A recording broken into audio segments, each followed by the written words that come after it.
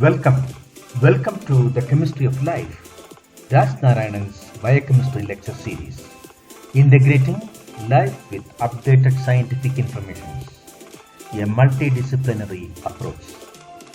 Raj Narayanan's Biochemistry Lecture Series include a series of lectures which will be uploaded to this channel. The topic of lectures are on specific areas in the field of biochemistry and molecular biology. We hope these lectures will be very useful for students of undergraduate and postgraduate courses as well as researchers in the field of medical, paramedical, public health, biology and other branches of natural sciences. Diploma holders in paramedical sciences who want to upgrade and update their knowledge can also access this channel. Your suggestions and comments are very much valuable and are appreciated and may help in the improvement of this channel. Most of the topics in this lecture series are prepared in an integrated platform by keeping a multidisciplinary approach that is not usually seen even in biochemistry reference books. Therefore, we suggest these lectures will be highly useful even for practicing medical professionals. Chemistry of Life, exploring the chemical basis of life. Raj Narayanan's Biochemistry Lecture Series is scientific, reliable, authentic, precise, and simple explanations for the chemical basis of life.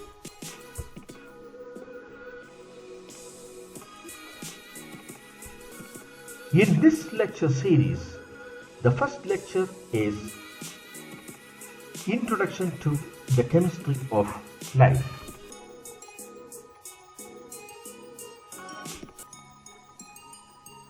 The major objectives of this lecture: what is biochemistry? What does it deal with? Understanding the biochemical basis of life, understanding the biochemical composition of the living body, understanding the biomolecular organization of the living body. Why do we learn biochemistry? Scope and applications of biochemical knowledge, importance of water in the living system, basic understanding of acids and bases, basic understanding of buffers and buffer systems, cell as the structural and functional unit of life, cell as a metabolic factory that brings about the property of life. Lecture 1, Introduction to the Chemistry of Life, will be delivered and uploaded to this channel as 4 parts: Part 1, Part 2, Part 3 and Part 4. Introduction to the Chemistry of Life, Part 1, include basic definitions and concepts in life sciences and biochemistry, definition of life, properties of life, definition of biochemistry, areas of biochemistry, scope and applications of biochemistry. Introduction to Chemistry of Life, Part 2, is discussing on biochemical composition of human body and biomolecular organization of human body. Introduction to Chemistry of Life, Part 3, describes about the chemistry of water, acids and bases, the concept of pH, buffers and buffer systems. This also describes about physiological buffer systems of our body. Introduction to Chemistry of Life, Part 4, discuss about the cell as the structural and functional unit of life, cell as a metabolic factory. Based on the comments and feedback, more direct explanations will be uploaded to this channel in the future. We request not to miss any part of this lecture for getting a complete idea about the chemistry of life, and that is very important prerequisite to attend future lectures uploaded to this channel. Welcome again. Thank you for viewing and subscribing to this channel. In the part 1 of the first lecture, Introduction to the Chemistry of Life, we have been discussing about the basic definitions and concepts of science in general, and also in life sciences and biochemistry. We have also discussed about the applications of biochemistry in different fields, especially in modern medicine. If you have not seen the first lecture, you can watch the video of the part 1 in the following links that is incorporated into the description. Let's proceed to more information about the chemical basis of life.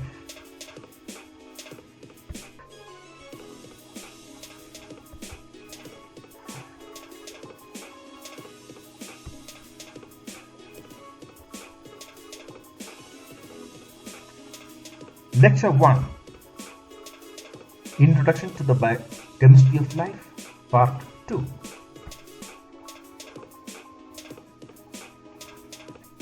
Whatever things, materials or objects present in the universe are all composed of chemical elements. There are two categories of things in the universe based on the presence or absence of life. Living things and non-living things. Living things can be categorized into plants, animals, and microorganisms, as we have discussed in part 1 of this lecture. The second category is non-living things, that includes air, water, soil, etc., etc. Whether living or non-living, all objects, all materials in the universe are composed of chemical elements or atoms that combines to form molecules. What is a molecule? A molecule is the ultimate unit of every matter that expresses all physical as well as chemical properties of that matter. Different types of chemical elements differs in the number of subatomic particles, protons, neutrons, and electrons. The elements combines to form molecules, or we can say the atoms combines to form molecules by chemical bonds known as covalent bonds or covalent linkages. Between molecules, there are other chemical bonds like hydrogen bonds, hydrophobic interactions, hydrophilic interactions, van der Waals forces or van der Waals interactions,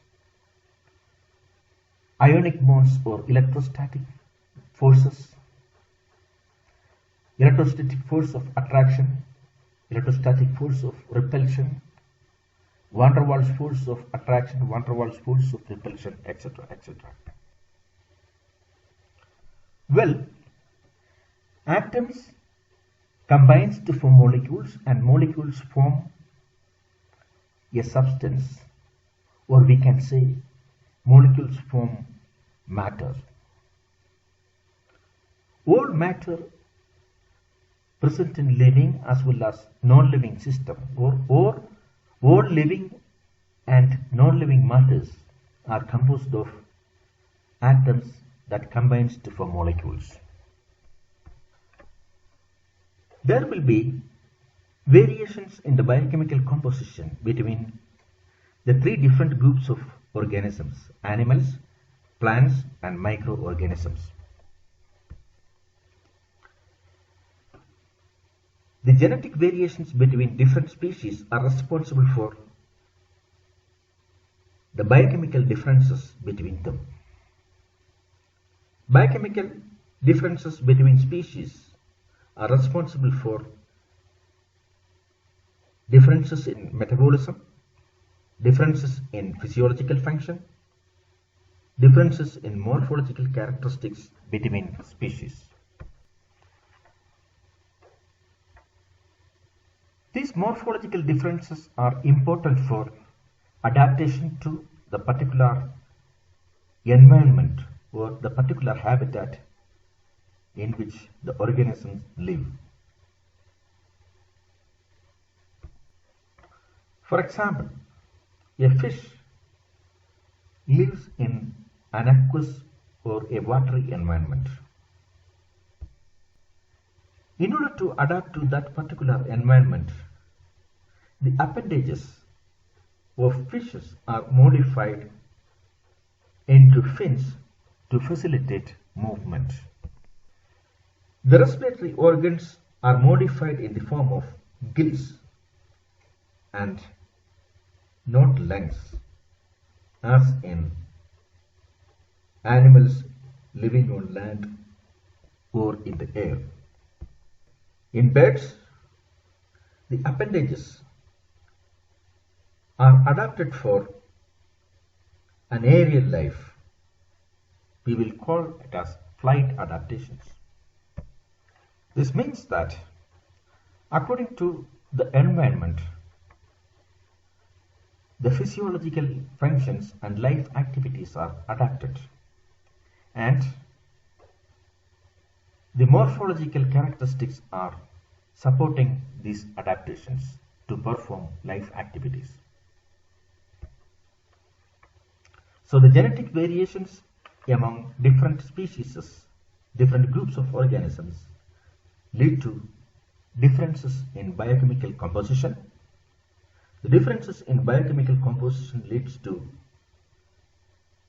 slight variations in metabolic processes, and the variations in metabolic processes will result in variations in physiological functions or differences in physiological functions, and differences in physiological function will help to perform different life activities important to adapt to that particular environment. Anyhow, the study of biochemistry helps us to understand the variations in biochemical composition between species or between different groups of organisms. As mentioned in part 2 of lecture 1, let's consider the biochemical composition of human body.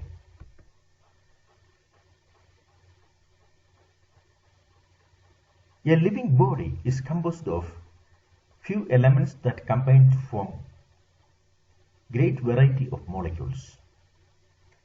The major elements are carbon, hydrogen, oxygen, and nitrogen. There are other elements which include phosphorus, sulfur, sodium, potassium, calcium, magnesium, iron, manganese, zinc, iodine, etc., etc. Some of these are present in very minute quantities. We call them as micro elements. So the body of all living organisms are composed of two different categories of elements, major elements and minor elements.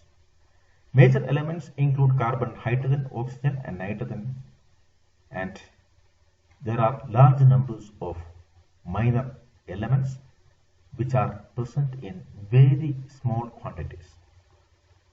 Even though they are present in very small quantities, minor elements are also very important for the maintenance of life. If we consider human body, More than 99% of total weight of human body is composed of 6 elements: carbon, hydrogen, oxygen, nitrogen, phosphorus, and calcium. These elements associate in various proportions or different proportions to form different types of simpler biomolecules. For example, sugars, amino acids, nucleotides, fatty acids, etc. Most of these simpler biomolecules are seen as polymers, which are usually called as complex biomolecules or biopolymers. Human body is composed of 5 different types of biopolymers or 5 different types of complex biomolecules. They are deoxyribonucleic acids, also known as DNA, ribonucleic acids, also known as RNA,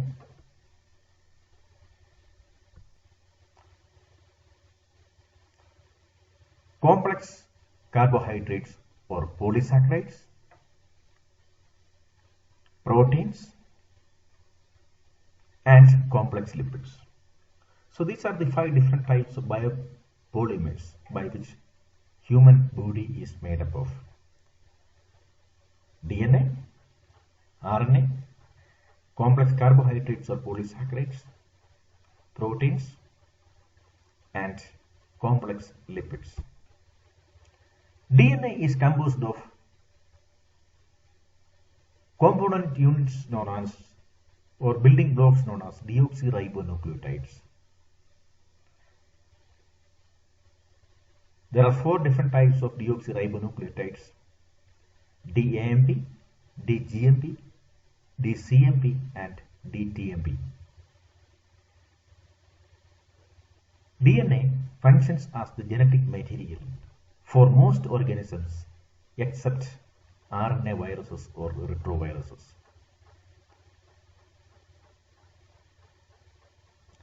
We know all the characteristics of human are regulated by certain factors called genes. Genes are nothing but a fragment of DNA. Almost 100,000 genes are present in human DNA, distributed in 23 pairs of chromosomes. RNA is composed of ribonucleotides. There are 4 different types of ribonucleotides: AMP, GMP, CMP, and UMP. Functionally, there are 3 different types of RNAs: messenger RNA, transfer RNA, and ribosomal RNA, also known as mRNA, tRNA, and rRNA. All these RNAs are having specific roles in protein biosynthesis, or we can say these RNAs play an important role in the expression of genetic information through the synthesis of proteins.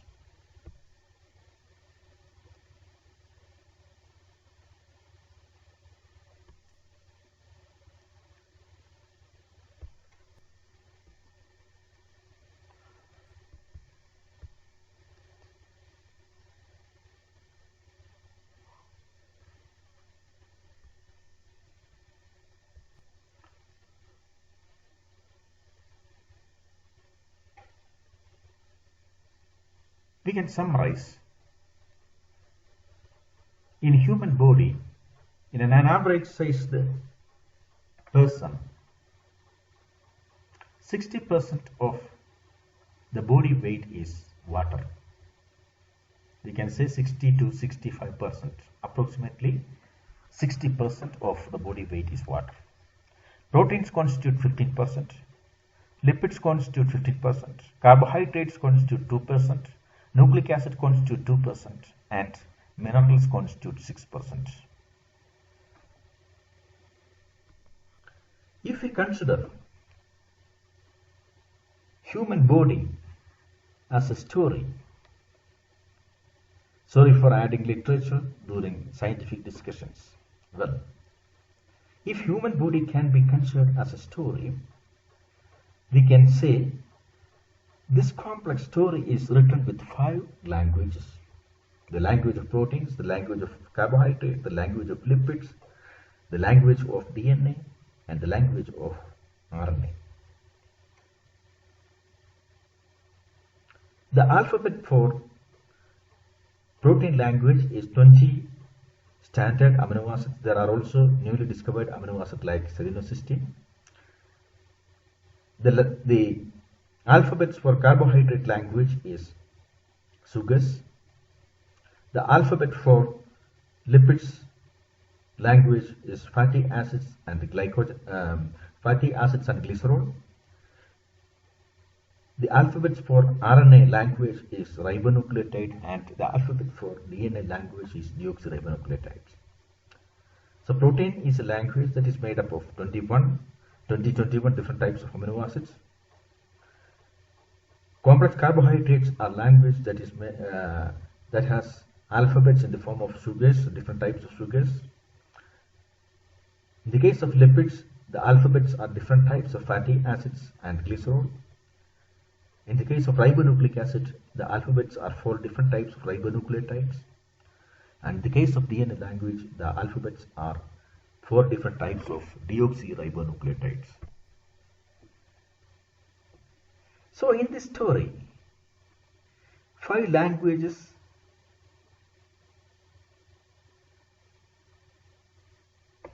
are there. In addition, there are also other important molecules like minerals, hormones, vitamins, etc., etc. These are also very important for the maintenance of metabolism and maintenance of life. So these additional molecules, minerals, hormones, vitamins, etc., these functions as commas, dots, conjunctions, etc., for the completion of the language. So all these biomolecules are important for the completion of the story with its full meaning, or we can say with its full essence. Here, what is meant by meaning or essence? That's life. We know if there is a spelling mistake or if there is any disorder in the sequence or in the arrangement of words in a sentence, that particular word or that particular sentence becomes meaningless, or it gives another meaning, and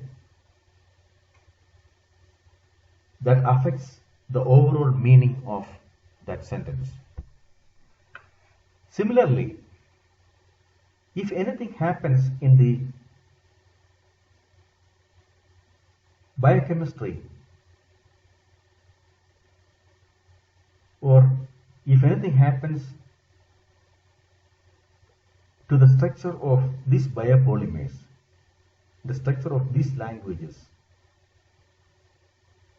if anything happens to the sequence of amino acids in the protein, or in the sequence of sugars in the protein, or in the type of fatty acid in the lipid structure, or in the sequence of ribonucleotides in RNA, or the sequence of deoxyribonucleotides in DNA, the structure of these biomolecules will be altered. If a single amino acid in the protein structure is replaced or substituted or removed or added, that protein will change its structure. If the protein changes its structure, that affects its overall function or overall performance. Or we can say the protein will become non-functional, or the protein will have an altered function. If the protein structure is affected, it will affect the metabolism. Just take the example. If that protein is an enzyme, if there is any change in the structure of the enzyme, there will be a change in its catalytic site, in the three-dimensional structure of the catalytic site, and it will affect the reaction catalyzed by that particular enzyme. This may result in a change in metabolism. If the metabolism changes, physiological functions will be affected, the life activities will be affected.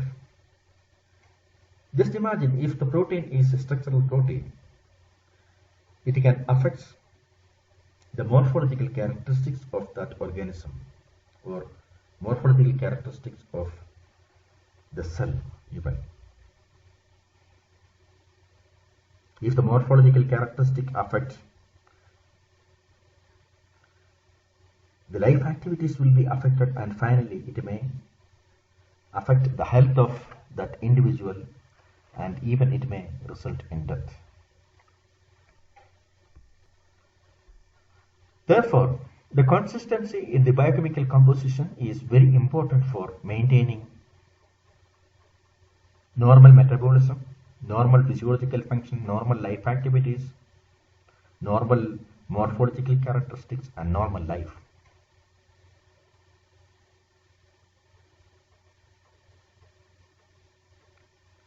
See,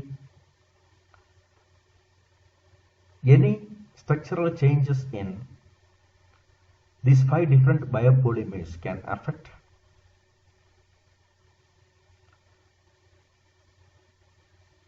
the life of that individual, just like how the spelling mistake or grammar mistake in a language affects a story. I hope you follow. MUD is mud. In English language, there is a word MUD. MUD means mud.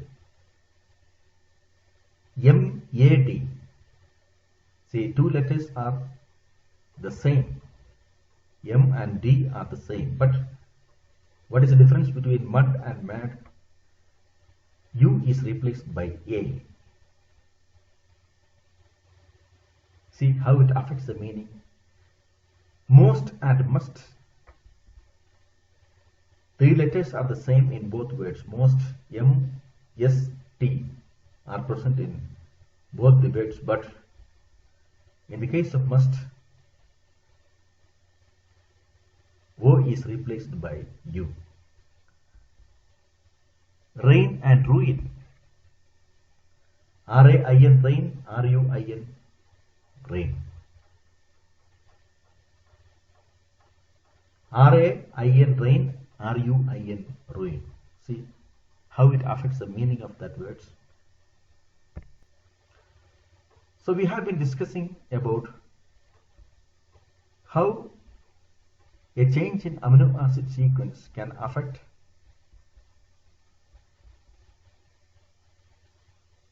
the life of an individual. Similarly, any change in the structure of RNA and DNA can affect the gene functioning. A change in nucleotide sequence of DNA lead to mutation, and it can change the characteristic of an individual, resulting in genetic disorders, metabolic disorders, cancer, etc., etc. There are many examples. Let me cite one very good example. Sickle cell anemia. Sickle cell anemia is characterized by sickle-shaped RBC. Normally, the shape of the RBC is biconcave in humans. But in the case of sickle cell anemia, the shape of the RBC is sickle-shaped, curved. A normal RBC and sickle-shaped RBC has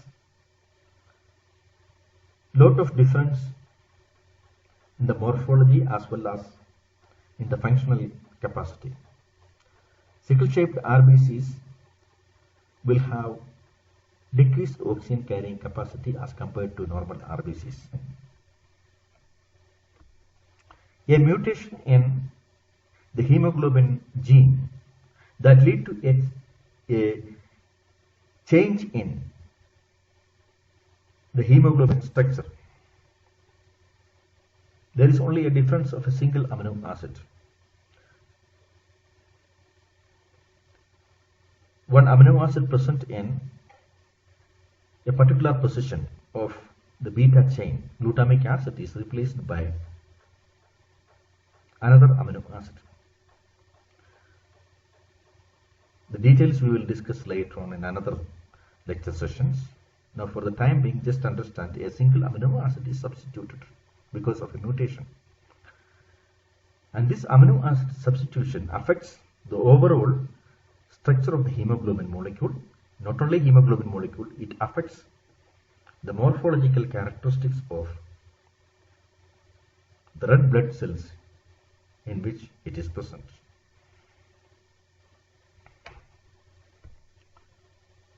So this condition is known as sickle cell anemia. Sickle cell anemia is characterized by sickle-shaped RBC. It is because of a single amino acid substitution in hemoglobin protein that will lead to a change in morphological characteristics of the RBC, as well as it will affect the oxygen carrying capacity. The oxygen carrying capacity of RBC will be decreased. This leads to anemia. This condition is known as sickle cell anemia. I hope now you understand how much the structure of a biomolecule is important in maintaining normal life, normal metabolism, normal physiology of an individual.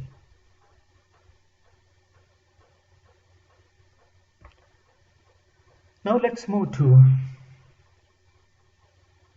the biomolecular organization of the human body.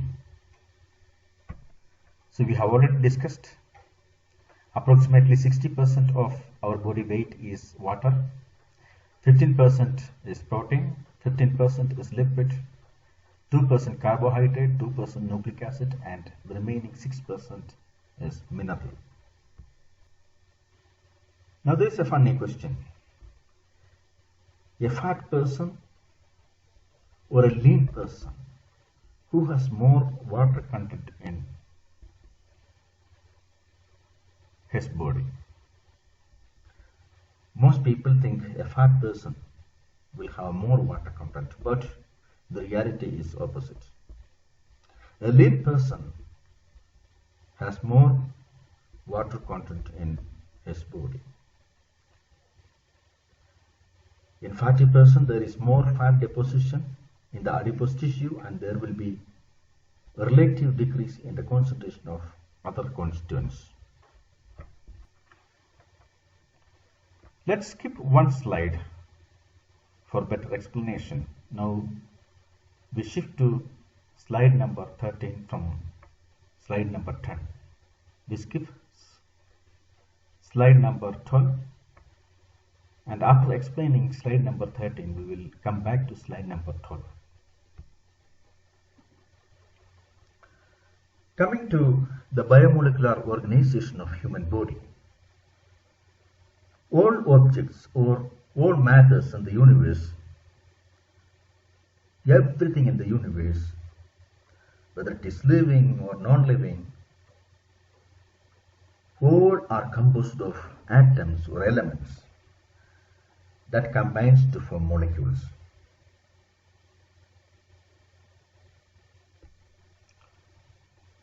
What is the difference between the basic difference between elements? All elements are composed of three important subatomic particles, protons, neutrons, and electrons. Protons are positively charged subatomic particles. Neutrons are neutral, as the name indicates, neutral subatomic particles. Electrons are negatively charged subatomic particles. Protons and neutrons are present in the nucleus. They together form the nucleus, and electrons are revolving around the nucleus.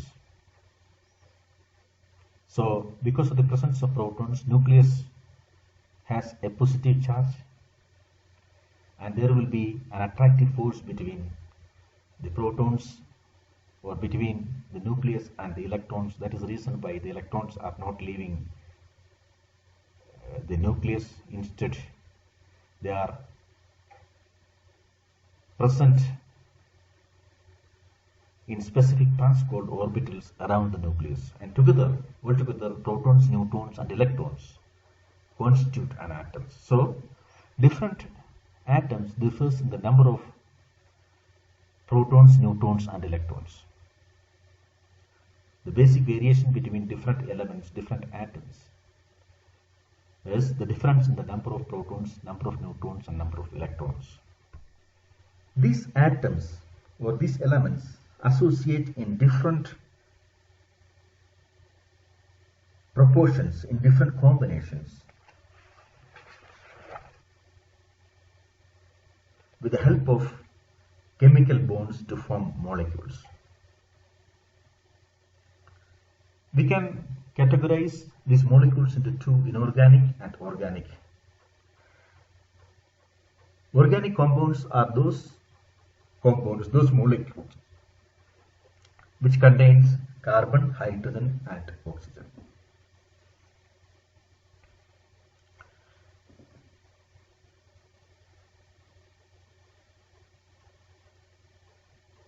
The molecules present in the living system are so special and are specifically called as biomolecules.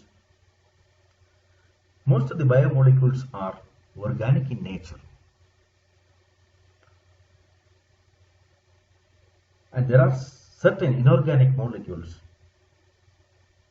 present in the living system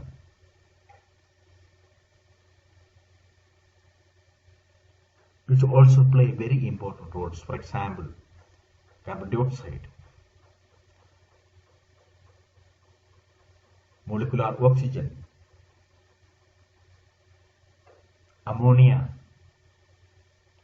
See, all these play very important role or very important functions in the maintenance of life. Ammonia is a source of nitrogen to all biomolecules. Ammonia, the nitrogen is incorporated into different biomolecules. The source of nitrogen is ammonia.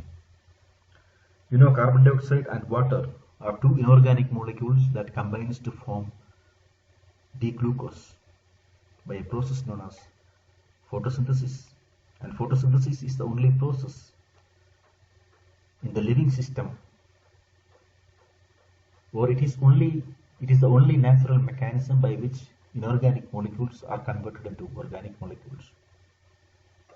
This takes place at the expense of light energy coming from the sun.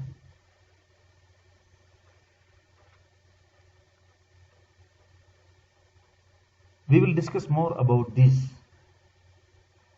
during energy metabolism and other lectures. But forget about the non-living things in the nature. We are here to discuss about living things and life. The general elemental composition of all living organisms is the same, with very little or very slight variations in their proportions. Let's see the structural and molecular organization of human body. Now we will return back to slide 12. Human body is an association of different organ systems, we can say.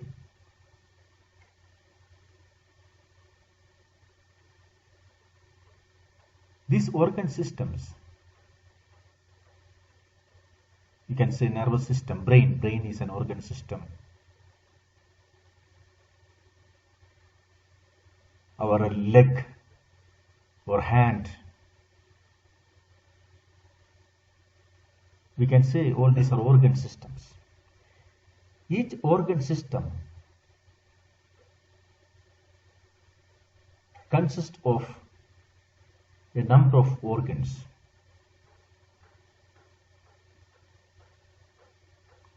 And each organ is composed of different types of tissue systems. Each of these tissue systems has different types of tissues. What is tissue? A tissue is an association of similar types of cells. Similar types of cells associate to form a tissue to perform a particular function.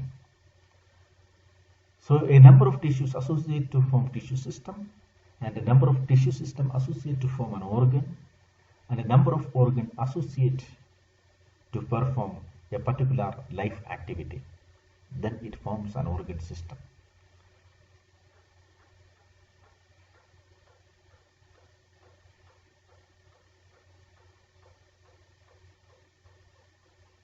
So as we have discussed, the tissue is consisting of a large numbers of cells. And what is cell? A cell is the structural and functional unit of life.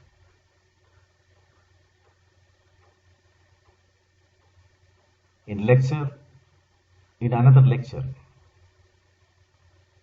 we will discuss more about the functioning of the cell. That itself is a very big topic, so we will discuss more about the cell in another lecture session. Each cell is formed of a number of cell organelles. We can categorize cell organelles into two membranous cell organelles and non-membranous cell organelles. Membranous cell organelles are made of membranes, cell membranes. For example, mitochondria. Mitochondria is the powerhouse of the cell. It is made of two membranes, outer membrane and inner membrane. Lysosome is the recycling unit of the cell. Golgi body, or we will say Golgi complex. These are all vesicles. These are all membranous cell organelles. And what are non-membranous cell organelles? Non-membranous cell organelles are organelles which are not made of membrane. They are particular. They are in the form of particles. For example, ribosomes. What is some? Some means particle. Ribosome. Chromosome. Spindle apparatus. We will say centrosome. See, these are all non-membranous cell organelles. So there are membranous cell organelles and non-membranous cell organelles. All the cell organelles associate to form the cell, and each of the cell organelles has specific functions to perform. Cell organelles are made of complex assemblies or complex associations of molecules. For example, membrane. Membrane is composed of complex carbohydrates, complex proteins, and complex lipids. Chromosomes are made of DNA and protein. Ribosomes are made of RNA and proteins. Centrosome is made of different types of proteins. Fibrils are there, microfilaments and microtubules. The microtubules contains tubulins, a protein. So supramolecular assemblies are associations of complex biomolecules by which the different cell organelles are made up of. All the membranous cell organelles are made up of supramolecular assemblies called membrane or cell membrane.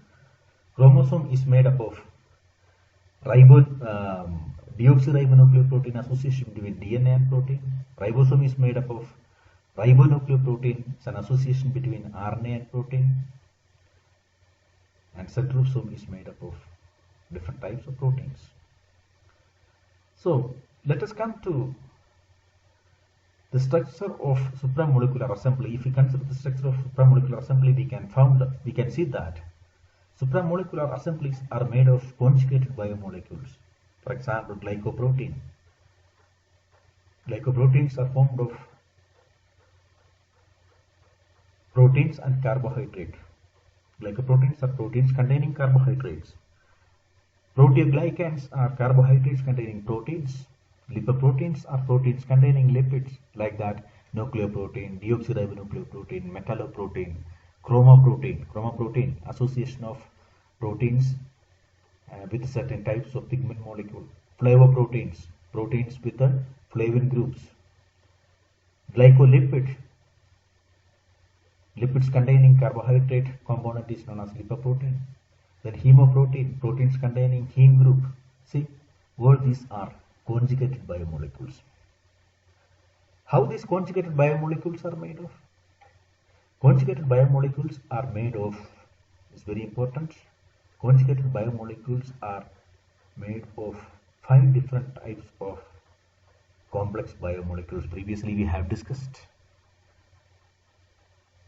There are 5 different types of complex biomolecules or biopolymers by which our body is made of.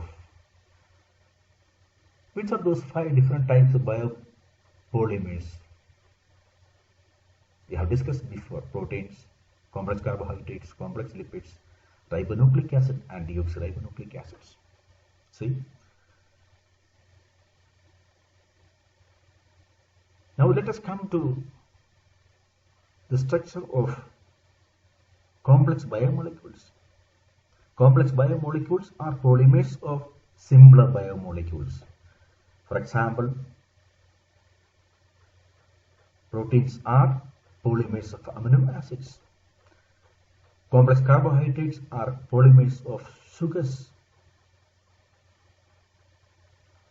Complex lipids are polymers of fatty acids and glycerol. RNA is a polymer of ribonucleotide and DNA is the polymer of deoxyribonucleotide. It is indicated by arrows in the slide. So, amino acids are the alphabets of protein language. Sugars are the alphabets of carbohydrate language. Fatty acids are the alphabets for the language of complex lipid, and so on. Simpler biomolecules, let's take the example of sugars. The major type of sugars present in our body is D-glucose. How D-glucose is synthesized? D-glucose is synthesized in plants by a process known as photosynthesis. How it is synthesized?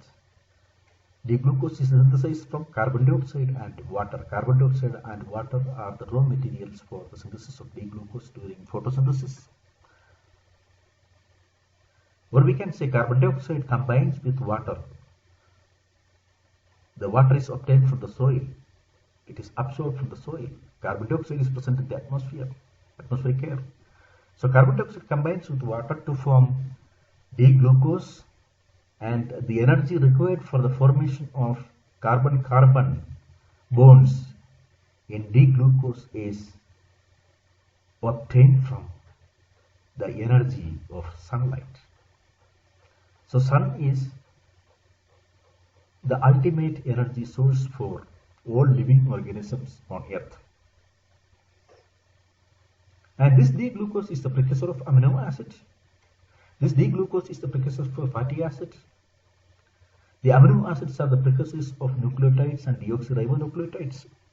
Adenine, thymine, guanine, cytosine, uracil, all these nitrogenous bases present in ribo and deoxyribonucleotides are synthesized from amino acids. See? So, D-glucose, we can say D-glucose is the precursor of all other carbohydrates, all other amino acids, all other fatty acids, all different types of nucleotides. D-glucose is the precursor of protein, carbohydrate, lipids, RNA, DNA, etc. So, D-glucose is known as the master biomolecule in living system because it is a precursor, direct precursor or indirect precursor of all other biomolecules in the living system. That is D-glucose. So that is why D-glucose is considered as the master biomolecule, and it is the only biomolecule that can be synthesized from inorganic molecules. And photosynthesis is the only process by which inorganic molecules can be converted into organic biomolecules. See?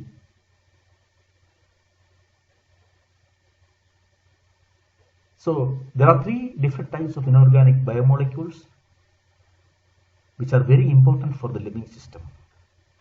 We have seen two, carbon dioxide and water. The third one is ammonia. Ammonia is liberated in the soil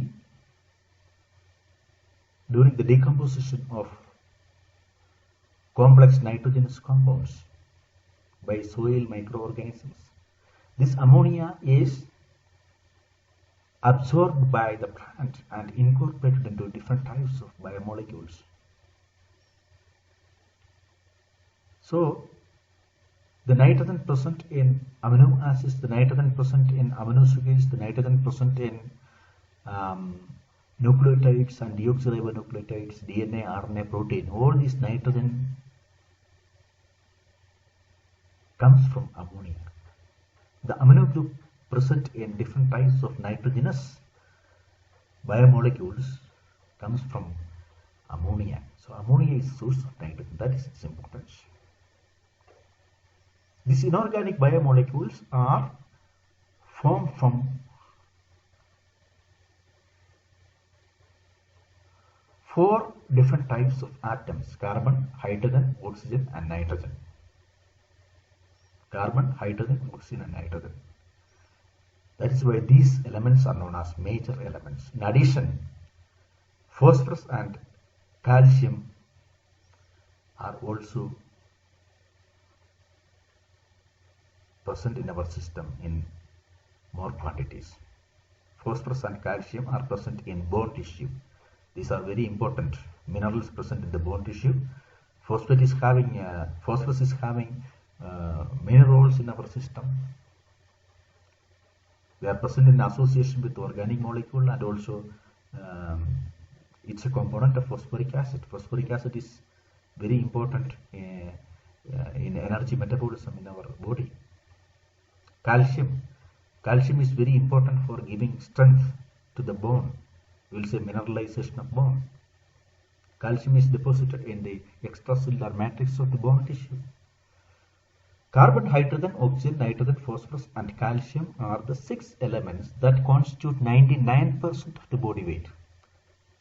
All other minerals, iron, zinc, manganese, iodine, potassium, sodium, all these are minor elements that constitute only 1%, altogether constitute 1% of the total body weight of an individual.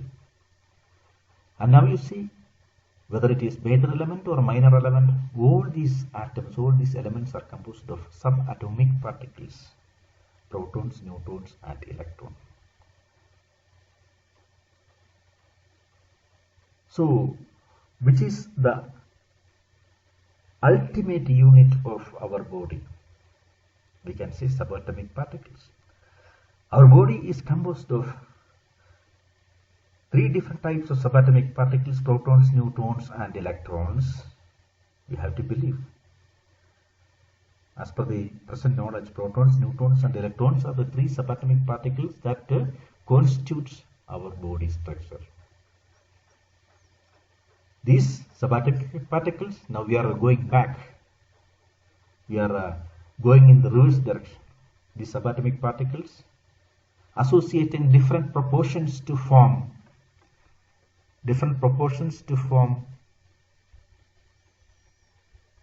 different chemical elements. These elements associate in different manner, different proportions to form three important inorganic molecules: carbon dioxide, water and ammonia. These inorganic molecules combines. We have seen photosynthesis, carbon dioxide combines with water to form sugars, D-glucose. So these inorganic molecules combines to form simpler biomolecules. The first formed simpler biomolecule is sugar, and sugar is the precursor of all other sugars, all other carbohydrates, amino acid, fatty acid, etc., etc. And these simpler biomolecules forms the building blocks or monomers of complex biomolecules or biopolymers, such as protein, complex carbohydrate, complex lipids, RNA and DNA. This forms the 5 different languages. These biopolymers forms the 5 different types of language by which our body is composed of. See, and as I told you, there are other important molecules like vitamins. Vitamins are the precursors of coenzymes. There are other minerals like iron. Iron is very important for oxygen transport. Iodine is a component of thyroid hormone. Sodium, potassium, these are all electrolytes which are very important for in our system. So like that, there are inorganic molecules. There are many other inorganic molecules and organic molecules that support the metabolic processes. See that these complex biomolecules associate to form conjugated biomolecule. Carbohydrates and protein associate to form glycoprotein. Carbohydrate and proteins associate to form proteoglycan. Lipids and protein associate to form lipoprotein. RNA and protein associate to form ribonucleoprotein. DNA and protein associate to form deoxyribonucleoprotein. Like that, different conjugated biomolecules will be formed. Conjugated biomolecules associate to form supramolecular assemblies. Supramolecular assemblies associate to form different types of membranous and non-membranous or particular cell organelles. The cell organelles associate to form cells. Cells associate to form tissues. Tissues associate to form tissue system. Tissue system associate to form organs. Organs associate to form organ system, and many organ systems associate to form the complete human body. So this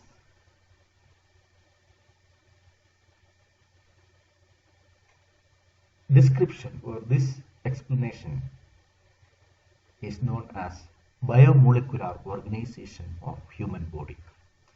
Biomolecular. Human body is made up of three subatomic particles: protons, neutrons and electron, that combines to form atoms, elements, inorganic molecule, simpler biomolecule, complex biomolecules, conjugated biomolecules, supramolecular assemblies, cell organelles, cell tissues, tissue system, organ system, and finally the complete body.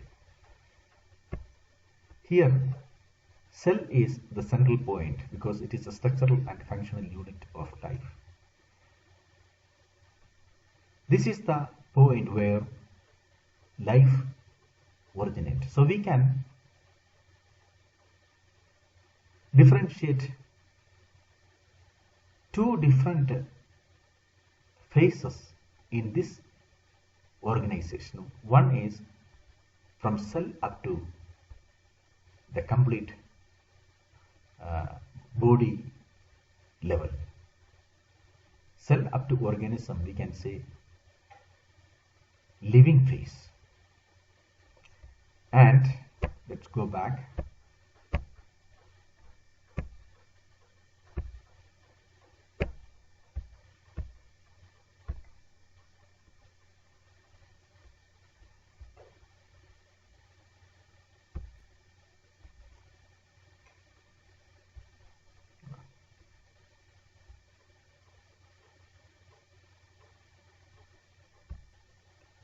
From subatomic particles up to conjugated biomolecules is the abiotic phase or non-living phase.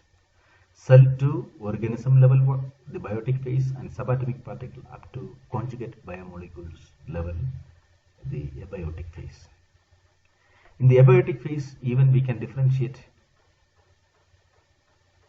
inorganic phase, that means from subatomic particles up to simpler biomolecule, inorganic biomolecule is the inorganic phase, and from simpler biomolecules up to the level of conjugated biomolecule, it is the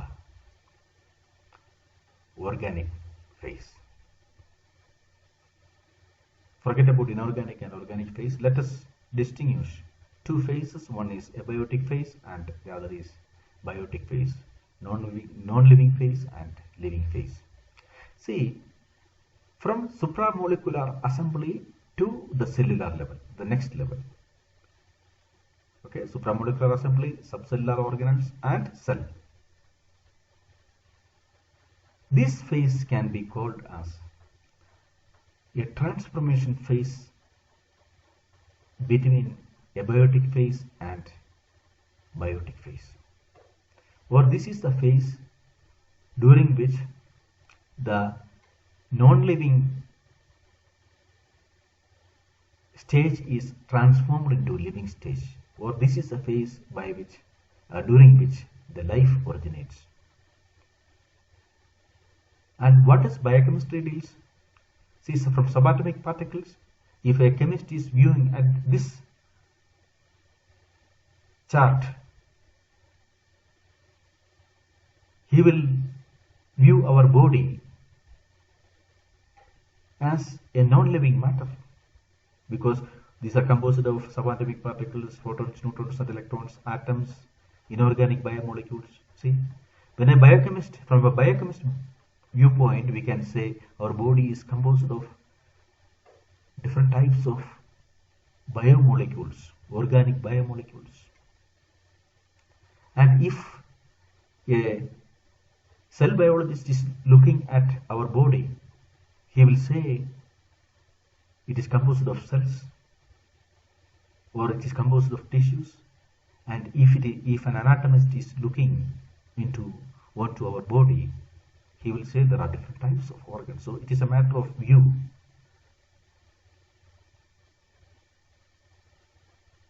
So we can look onto human body from different angles.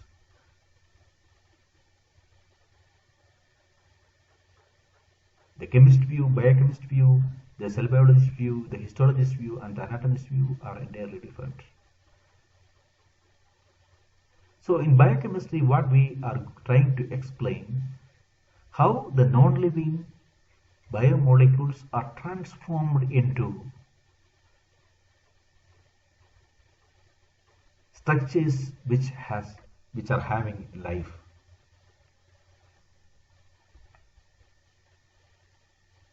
We know, previously we have discussed, metabolism is an important property. It is the most fundamental property of life that differentiates non-living from living. So this area, during the transformation phase from conjugated biomolecule via supramolecular assembly, via cell organelles to the cell, metabolism develops. What is metabolism? Metabolism is interaction between biomolecules.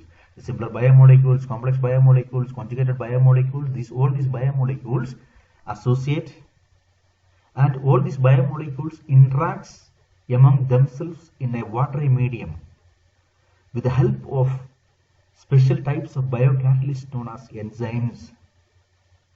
We can call these reactions as metabolism. The coenzymes originated from vitamins functions as uh, uh, um, cofactors that support the enzymes. Certain mineral metal ions also support the enzymes. We can call them as cofactors. Organic cofactors are called coenzymes. So with the help of all these molecules, biomolecules interact and metabolism will be established. Metabolism, two different types are there.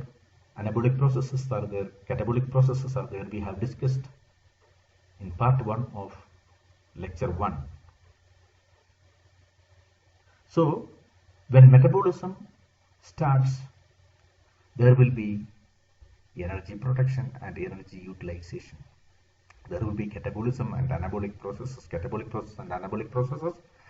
So when there is metabolism, physiological processes like circulation, excretion, nerve impulse transmission, muscle contraction, all these physiological processes will be established.